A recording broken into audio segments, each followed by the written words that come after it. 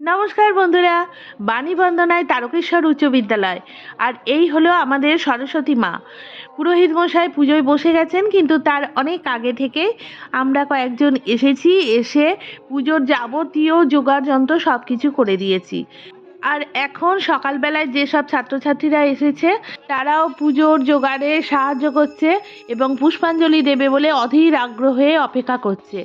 ঘটে মাল্যদান করছেন পুরোহিত মশাই, তার আগে প্রতিমাকে আমি সাজুগুজু করিয়ে দিয়েছি খুব সুন্দরভাবে। ঢাক বাজাচ্ছেন।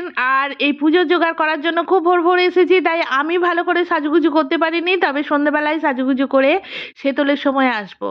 সব শেষে প্রসাদ খাওয়ার পালা। প্রসাদ নেবার জন্য হ্যাঁ, সবাই ব্যস্ত। অনেকক্ষণ না খেয়ে বেশ ভক্তি ভরে পুষ্পাঞ্জলি দিয়েছে, তারপর পেট ভরে প্রসাদ খাবে। আমিও প্রসাদ নেবার লাইনে দাঁড়িয়ে গেছি। হ্যাঁ, এবার প্রসাদ নিয়ে আমি বাড়ি যাব। টাটা।